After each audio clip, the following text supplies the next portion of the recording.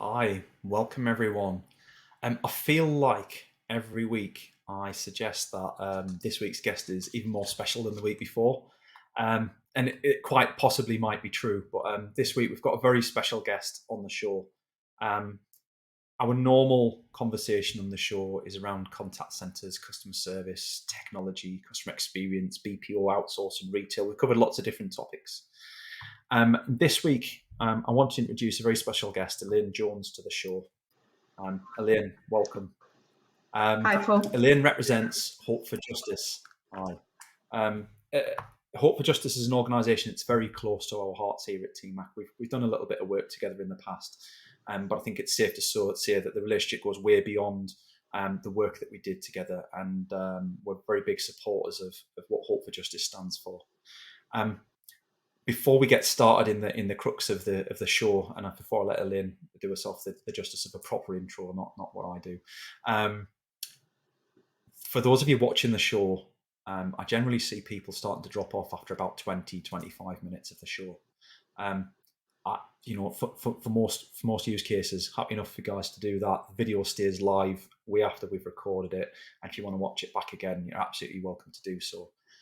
My request for this one show is that everybody who's watching it kind of make sure that you do watch the full 30 minutes, whether it's in one sitting, whether you come back and watch it again later on. The implications of the show today, as you'll see, are very wide-reaching and varied, and impact every single one of us in every day of our lives. A lot of people don't realise that, and that's why one of the reasons why I reached out to Elaine. I wanted to kind of share some of the message that she shared with me. So, without further ado, Elaine, what's your role at Hope for Justice, and what do Hope for Justice do? What is the message behind that, in a nutshell? Well, yeah, thank you, and thank you for the opportunity to come in and speak to you and to everybody that's watching today as well. So, as Paul, as you've said, there is a really strong connection with TMAC and Hope for Justice.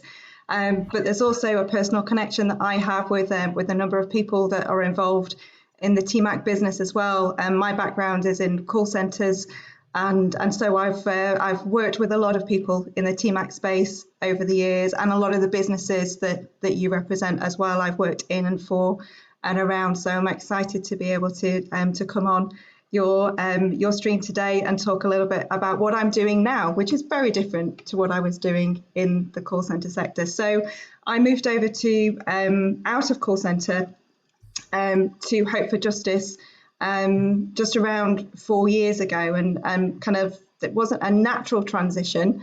So let me explain a little bit about why I did that.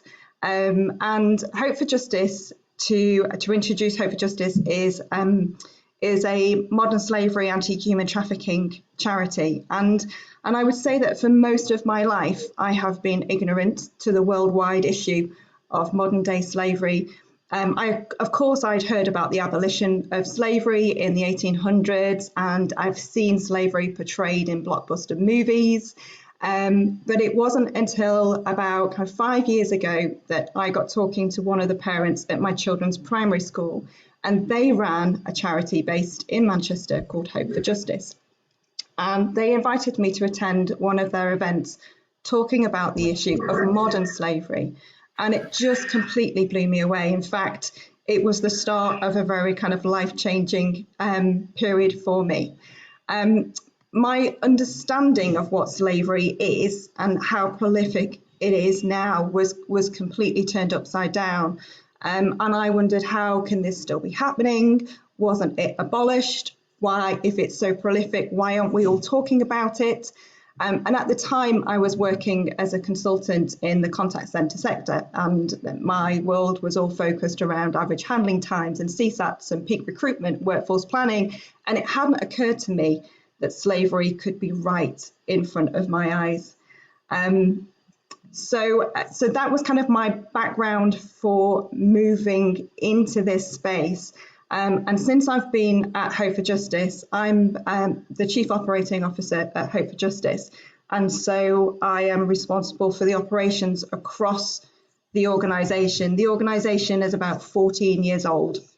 We now operate on the ground in 10 different countries, and that includes in Africa, Asia.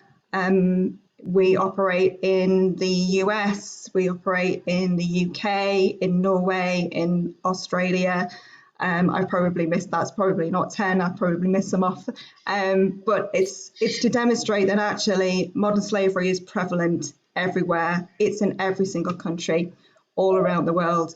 And in fact, it's a massive, massive issue. And I know as we go through today's session, Paul, I'm going to try and bring it alive for people with some real life examples. Everything that I'm going to share today is based on kind of real source statistics that kind of are readily available, and anything that I reference, anybody could look at the background of statistics on the Hope for Justice website and see the source for those. And also any stories that I share are real life casework that we've done at Hope for Justice as well. So I wanted to start and just talk about the prevalence of it, because it's a big number, and I know we've got kind of a few visual aids to help us through this. So one of the things that I found most shocking was the number of people who are actually trapped in modern day slavery today. 40.3 million people. This is more people than at any other time in history. So I don't want to kind of skirt over this number, because I know at TMAC and a lot of what you do is around statistics and analysis. So let's just think about this number for a moment and what it represents, because I think you'll agree it's pretty huge, and it's pretty hard to get your head around. So think about this as the equivalent combining populations of putting together London, Manchester, Liverpool, Birmingham, Edinburgh, Cardiff, Belfast, Cape Town, Manila, again. Imagine the entire populations of all of those cities, places where I know many of us have lived, worked, we've got colleagues, we've taken vacations there. Imagine if all the people who live in all of those cities combined represent the number of people trapped in slavery today. Wouldn't you find that shocking? Wouldn't you think that we needed to do something about it? The other thing that I found shocking was that that all of these people that are trapped in slavery are not just kind of hidden. Many of them are in plain sight. They're on our high streets. They're in our businesses. They're in our communities. And they're probably also in our call centres. And I'm going to talk today about some of the different types of modern day slavery. And we're going to kind of focus on some stories in kind of particular areas.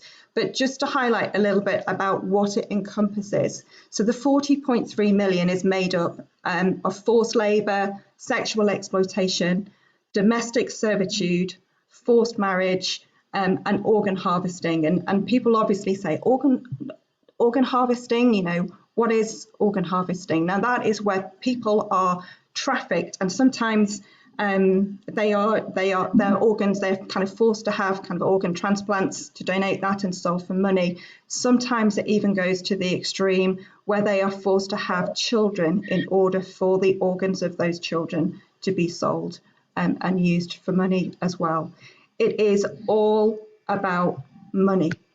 The statistic that I'm going to share is another shocking one. Modern slavery and human trafficking is a $150 billion industry per year, which actually makes it the second largest criminal activity in the world.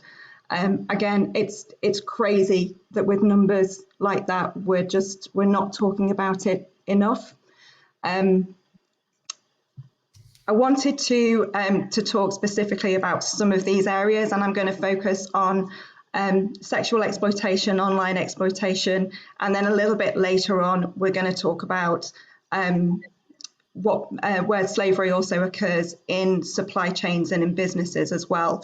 And throughout our time together, I'm also going to share some spot the signs and some prompts that you may have that might start to kind of change your awareness of modern slavery and what it means and how you can spot it and how you can respond to it. So I'm hoping that this might kind of spark a further conversation with people either at their homes, at the pub on a Friday night, maybe around the boardroom table, or maybe just kind of with your colleagues, and it might even kind of prompt some concerns that you might have for some of the people that that operate in your space at work or at home as well. So hopefully it's going to be useful for people as well as informative as well.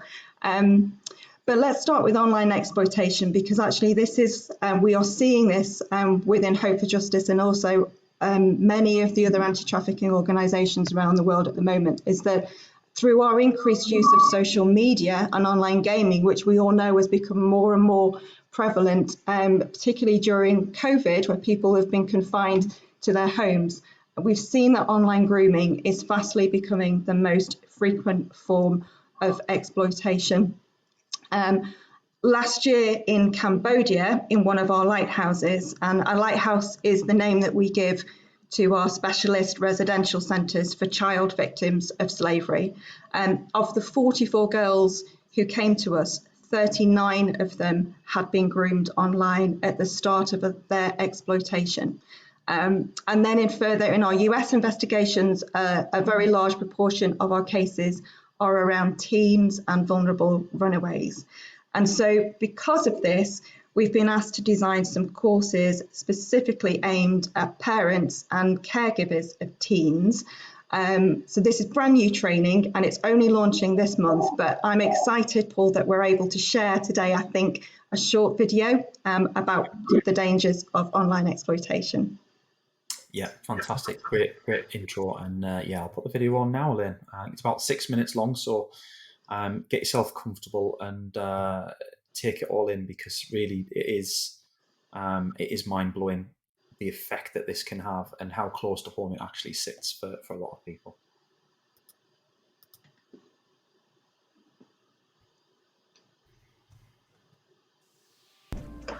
The problem of online enticement and online sexual exploitation of children is vast and is ever growing due to our increased reliance on the digital world.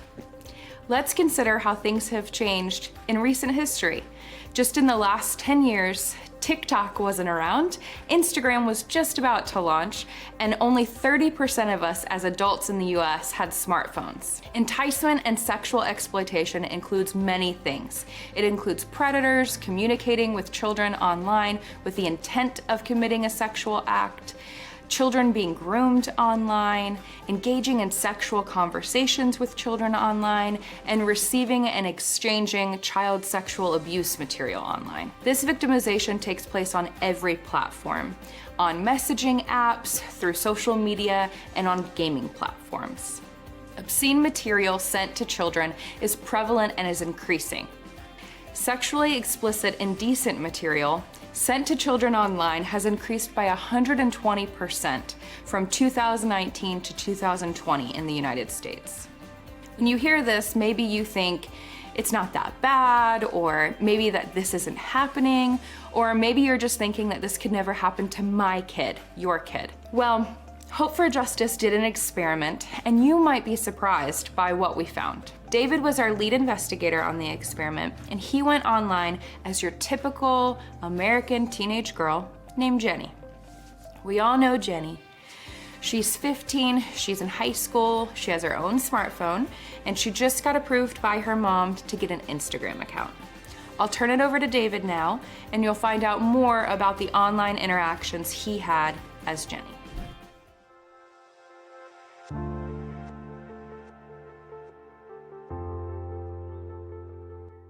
What we did on the 19th of April 2022 is create an Instagram account. And in an Instagram account, I was able to use one profile picture, which I actually collected as a stock photo from the internet, which contained multiple people within that photo, so that it would be harder to tell exactly who I was. Upon establishment of the Instagram account, within 48 hours, I was contacted by 3 different individuals. We're going to talk about 2 of those. The first person we're going to talk about, immediately he sent me a private message or a DM telling me that he's willing to pay $5,000 for photographs and videos. Later on, he would explain a little bit more about those photographs and videos, but you're going to be able to see some of the things that were discussed. I did tell him a little bit about myself, meaning I did explain to him that I lived at home with my mom and that I was young. This did not deter him for kind of explaining what he wanted. As long as we kept it private and between the two of us, certainly he's going to explain a lot of things in his messages about how he wants this to go. One of the big things that you're going to notice right off the bat is obviously that trust factor, that trust issue, and that bonding that he wants to have happen. He wants to make sure that we kept it private, that was between the two of us, and that we had trust that we can build upon. He wants to be not only, which he explains, my mentor, but again, that I can only have a conversation with him. The second person that we're going to discuss, immediately you're going to try to see that establishment of trust that's going to continue. It was pretty interesting and again concerning, but he did explain to me once we started talking about my age, he responds with, I had a friend who talked to a teen and he got in trouble, so we need to be very careful. We need to keep our conversations in the DM. That's a way of isolation. It's also a way to keep things private. And certainly he's going to talk about trust as well and try to build upon that. He's also going to try to show that he's a nice person and that I should trust him. I think it's important to mention, and I can't stress enough, just how quickly I was contacted in the private chat area or the DM or the PM of Instagram by these two individuals. You can only imagine if this conversation lasted for weeks or months, which is not uncommon, where we would be at the end of those weeks or months. Shocking, isn't it? I know what you just saw is a lot, but really Jenny is no different than any other teen in America today. Think through, what are some of the similarities that you just heard between Jenny and a youth or a teenager in your life? The fact is, online sexual exploitation is pervasive and it's everywhere. No parent or adult thinks that this could hit home, but unfortunately it does. If you don't think that your own child is vulnerable, think again. 93% of teens ages 12 and up go online daily. Over 75% of US teens are on at least one social media platform. Predators go wherever our children are. And where are our kids in this day and age? They're online.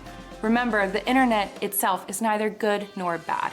We can stop this before it happens by knowing what makes youth vulnerable, the tactics that predators use, and using effective tools and tips to combat this.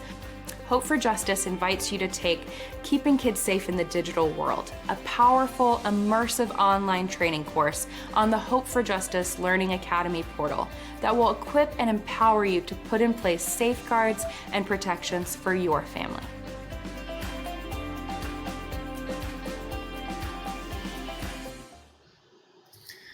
Well, it's a powerful story, Elaine. And for me, when I first watched that video, I really didn't expect the rapidity of those approaches by those predators. And just a caveat on that, that's not just a thing that happens in America, right? I know I've got a pretty international audience here in the show. It covers pretty much all of the continents. But this, to a lot of people sitting at home, especially in the UK, this feels like very far removed from what would happen here in the UK, surely. That would be a nice thing for us to tell ourselves, but unfortunately, it's not the case. I gave the example of what's happened in our lighthouse in Cambodia over the last year, and the percentage of girls, or the number of girls who were groomed online at the start of their exploitation. It's everywhere. It's anywhere where people have got an online reach, because it's easy, and predators have got clever about this. They are master manipulators, and they prey on vulnerabilities of people. I'm a parent of two teenagers, and it just makes my blood run cold to think that this could happen. I think a lot of the advice that I've received as a parent, and everybody is learning about the online dangers. And as Heather said in that clip there, the internet is neither good nor bad. So we have to kind of see it as a tool, but we have to also recognize it as a danger as well, because other people, predators, are using it as their tool for reaching into our homes. And you could have your teenager upstairs in their bedroom and think, well, I've limited them to 2 hours on their iPad tonight, so when that's up, I'm going to turn it off, and that's fine. But actually, the predators can be there in that space, in their bedrooms, online, talking to them, building relationships with them, and that's really scary. And so it's important that we are aware of this. It's important that we know how to respond, and that we're talking to our teens, and that we've got resources available to us that can actually help us do that. There's so many different things as parents that we have to learn to do for the first time. And certainly kind of teens growing up in a digital world is new for us as parents, because we're not of that generation. And so we're learning things all of the time, and it's very easy for things to drop into the DM and not be visible to parents at all. And you've got that balance between your children wanting freedom, independence and trust without you kind of monitoring everything that they're doing. It's a massive challenge for everybody, whichever country you reside in and wherever you are. And as we know, the online community has no geographical boundaries at all. So, predators could be kind of working outside of the country that you're residing in as well. So it's pretty huge. So to come across the top of that, then just to voice what I would imagine a lot of people are then thinking is that, are we just talking about children and young people here, like that are inexperienced, that are making, poor choices because they don't have maybe somebody to go to, or they don't feel that they have somebody to go to, or is it a wider issue than that even? I think you've got a little story to kind of highlight that to us. Is that fair? Yeah, it's not children, unfortunately. It's anybody can be manipulated online, to different degrees. But I'm sure we've all seen the kind of the online bank scams and things, and click here to change your password, or Royal Mail sent you a delivery and click here, you were out with. There's so many ways in which we feel that we can be tricked online, and actually relationships is another way that we can be tricked as well. So I wanted to share, I said before that these are stories, kind of real life examples that we've worked through at Hope for Justice. So I wanted to talk a little bit about Olivia, because I kind of think that Olivia is probably somebody that many of us know, maybe in our personal connections, maybe in our kind of work connections. Maybe you can identify Olivia as kind of one of your team sitting in the call center with you. But I think it's it's a good example of how it affects adults as well. So Olivia is 17 years old, and she lived at home. She spent a lot of her time on social media and online gaming, and that is how she met David. David was 21, and after connecting with her on a gaming platform, he moved their conversations into the DM. And David would ask questions to Olivia about her. He gave her attention, and he genuinely seemed to want to get to know her. But David was also talking to other girls like Olivia. After several weeks chatting online, Olivia and David had developed a relationship, and Olivia felt that she was loved by him. And so when he asked her to share nude photos, she felt comfortable to do this. And then when he asked to meet her in person, she agreed to do that as well.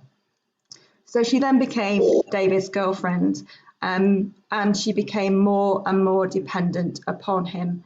He insisted that she dressed the way that he wanted her to, and that she was always available to him. And I don't know if you've heard the term online grooming, Paul, but this is a really good example of what we describe as online grooming.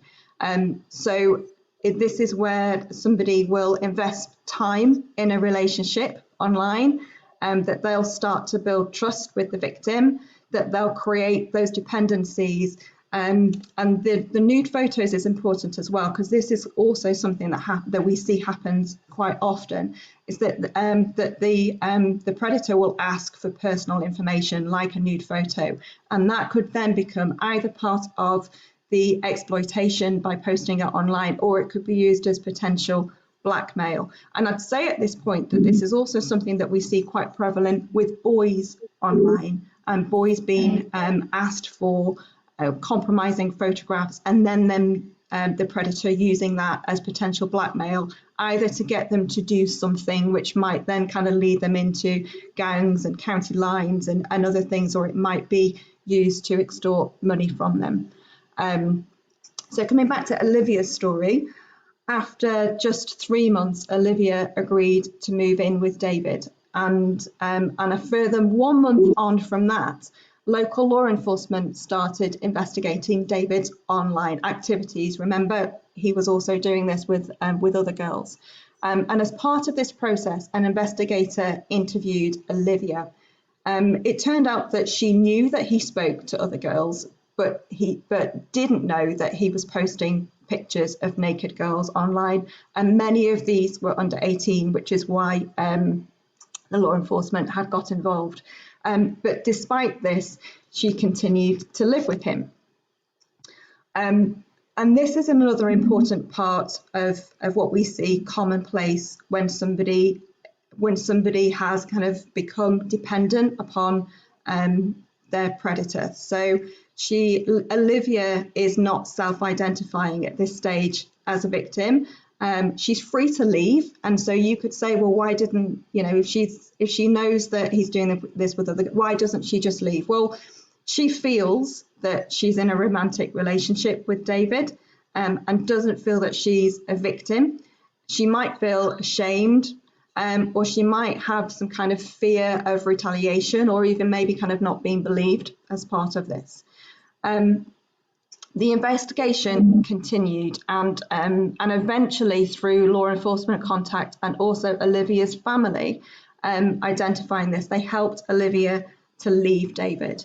The investigation then went on to reveal that David was planning to force Olivia into sex trafficking, which again is another kind of common effect of what we see. Predators like this are willing to invest a lot of time, sometimes for years, in order to get girls to move into sex trafficking. It's all about building that trust. Happily, as I said, kind of this is a case that Hope for Justice has worked through, and this case now is moving forward to prosecution, and Olivia is back with her family and in a safe environment.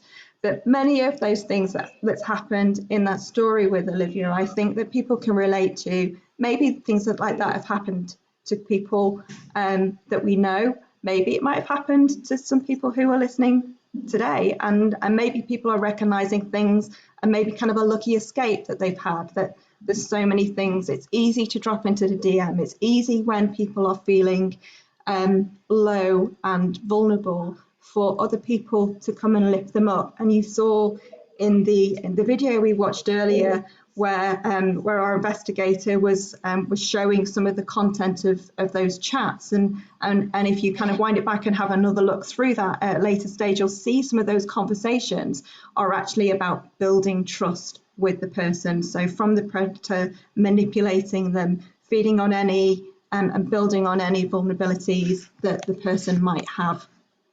And so it's really important that we're aware of these things. A lot of kind of questions that we often get when we're doing awareness training and conversations about this issue is, well, trafficking, is it not just about, do people just not get kind of kidnapped and abducted? I don't know if you've seen the Liam Neeson film Taken and Taken 2, and there was something in the UK, a series on the BBC that they ran 2 seasons of called Save Me a couple of years back as well, and that was around kind of kidnapping and somebody being taken against their will. But actually, it's not, from our experience, it's not very common. Quite often, it can be friends and family links that kind of move people into space as exploitation. It can be people being involved with gangs. It can be that self-exploitation, like we've seen with Olivia's case, that she was vulnerable herself and actually voluntarily, even though she didn't know what was happening to her, she was herself putting herself in that position. And then you've seen as well from the video around the social media and gaming platforms and that manipulation as well. So it's hugely prevalent, and it's something that I think that once you're aware of things and aware of those dangers, you're probably likely to see this more and more in those that you interact around you, and in conversations that you might have in the canteen or down at the pub on a Friday night. And thanks for sharing the slide there as well. So this is kind of illustrating some of the things that you might recognize in people. Now, you might just kind of not pick one or two of these things, but when you're looking at signs for human trafficking, online grooming, any kind of the different areas that we'll be discussing today, it's not always all of these things. It might be some of them together, and you might then kind of put pieces together to say, I'm concerned about somebody because I can see a pattern of behavior, or I can see a change in them, and you might be in a position yourself where you can start having conversations and interacting with that person to see if there's anything further that you need to that you should be concerned about, and then kind of we'll talk a little bit later about what you can do with those concerns. Thanks very much, Elaine. There's a lot to take in there for a lot of people, I would imagine. Some fairly shocking scenarios there, and some, in as much as you can describe it as a good outcomes for the people involved, and hence why Hope for Justice was set up in the first place. I think it's safe to say that you touched on that there's some myths around there. Hopefully that's kind of dispelled some of the myths that people have in their minds in terms of what they expect to see and what they've heard of, and very much the Hollywood version of what online grooming and exploitation consists of. In terms of other types of online, in terms of other types of exploitation that we can see, there are definitely some high risk industries that you've already highlighted to us. For a lot of people, they kind of assume that it wouldn't. You've talked about contact centres. It's not an industry that I, previously to our conversations, would have ever in a lifetime considered as being part of what you guys have to deal with. What are the other industries, and why? What is there an industry that's immune from this? Is there anything that isn't touched by exploitation to some extent in the supply chain? Well, we haven't found one yet, and believe me, we look very hard at this, and you can see from that of that 40.3 million overall figure, 16.3 million are victims of forced labour, and it is across all industries. There are lots of different. There might be some that people think, oh, that's a little bit more obvious than others, but one of the things that we found really important at Hope for Justice is that it's not just enough to go in and do investigations and rescue people like Olivia. We have to work to fix the issue. It's almost like, kind of imagine that if somebody stood at the bottom of a stream, kind of pulling people out of the stream, you're constantly going to be doing that unless you go to the top and see where they've been chucked in and address the problem at the core. And that's one of the things that we try to do. And with that, we work with governments on legislation, we work with communities around awareness, but we also work with businesses. And 4 years ago, we set up a subsidiary purely focused at doing this called Slave Free Alliance. And Slave Free Alliance is set up to look at the risk of slavery within supply chains. Some people watching will be aware of the Modern Slavery Act that was established in 2015, and within kind of section 54 of that, any UK business with an annual turnover over 36 million has to comply with the Modern Slavery Act, and with that, you have to produce a modern slavery statement. If you scroll down to the bottom of many kind of retail websites, you'll see a note at the bottom. It has to be on a prevalent position. It has to be on kind of the home page or within a certain number of clicks away from that. And the legislation is changing and becoming more and more robust, so that they're looking at now that the CEO of an organisation has to sign up to that, and the statement has to demonstrate what the organisation has done in the previous year to combat the risk of modern slavery within their business, and particularly within their supply chains, and also what their future plans are to do that. And so Slave Free Alliance is set up to work with businesses. We offer a membership program. So once you kind of get access to a lot of information about all of these different industries, but we also do, and we're not auditors, we have assessments of businesses, policies, their procedures. We look at through their modern slavery statements, as well as other things. And for me, thinking about back into kind of my time in contact centres, one of the most prevalent areas of risk in any business is in recruitment. And recruitment is a huge thing in call centres. We all know that there are peak times across all industries where we have to bring in more and more staff to make sure that we've got the right people dealing with the right number of expected forecasted contacts that come through. And so we are using, within the call centre space, we're using a lot of different kind of peak recruiters. And what we really advocate is that businesses are looking at those policies, those contracts, and making sure that they're tight, that there's no risk of bringing forced labour into the workforce in those spaces as well. Sometimes in industries like manufacturing, it's more prevalent. You can spot those signs.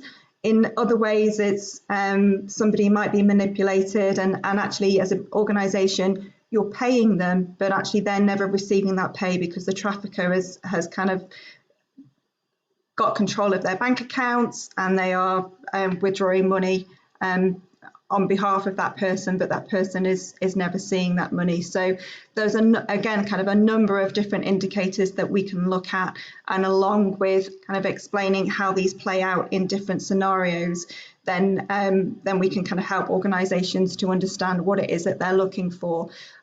We have staff who do this within Slave Free Alliance who come from a variety of backgrounds. We've got ex-law enforcement. So one of the big questions that we have with businesses when they're starting to look at this, because it can be quite daunting and scary, but actually, Paul, we were talking offline earlier, and I said to you, 77% of UK businesses expect to find slavery in their supply chain. That's crazy. Like, we know it's there, and we kind of need to just know what to do and how to look for it. And then when you look for it and you find it, what on earth are you going to do? What are you going to do with that person that is being exploited, or might be trapped, or might be kind of going back to a house where they're sharing, a urine stained mattress with 5 or 10 other people in the room, and they're not kind of fed properly and living in horrific conditions. And these are all kind of real things that happen to real life people every single day who are exploited through business supply chains and through other methods as well. And so it's really important that businesses are aware of this. And actually, as the legislation is coming through, it's becoming, they're introducing legislation in Germany. They've just introduced last year new legislation in Norway. Australia's got a Modern Slavery Act. Canada is launching it. You're seeing this coming through in all spaces where organisations are operating. It's becoming more and more prevalent, and businesses are going to need to do more in this space. And so that's why we kind of lean into this as a critical friend within Slave Free Alliance. What we help businesses to do is to just kind of look at identify their risk, work to make more robust policies and procedures. But if anybody is found within the supply chain who is a victim or a potential victim, we also can help businesses in what to do next, because we deal directly with victims and with agencies and that support network as well. So that's one of the things that I love about working here at Hope for Justice, that we've got a holistic approach to it, and that we so often have stories where you can tell that somebody has been rescued, but also what happens to them afterwards, and that you can see that one of our biggest aims when somebody has been exploited is to prevent their re-exploitation as well. So to look at some of those vulnerabilities that made them, led them into that situation in the first place, and to ensure that they're not going back into a similar environment. So it's a great privilege to do what I do and work with a huge team of people all around the world who are doing this, and also to work with businesses who are like-minded as well. It's a very difficult job to do, and there's difficult stories. Olivia's story is great because it ended well, but there are so many stories, Paul, that just don't, and there are so many people that are just still kind of living under the radar, hidden in plain sight, that we haven't got to yet. And I think the more we can make people aware that this is an issue and to know what to look for, and also if they see something, to know what to do, that's really, really important. And I know that you said at the beginning that you've deviated from your usual topic in these conversations, and I'm so appreciative of the fact to be invited to come in and speak for 40 or so minutes today on this topic, because I think for many people it's life-changing. It's life-changing for those who are suddenly kind of more aware of it and can actually be in a position where they can intervene and do something about it, either personally or within their business communities as well. Absolutely. It's been fascinating to hear your story again, Elaine. I mean, I know I kind of fell in love with the story when you first told me it, and it's super powerful. I hope that the people watching the show share the content, get the word out to their friends and colleagues, reshare the video, because I think it is a message that we all need to hear at some point.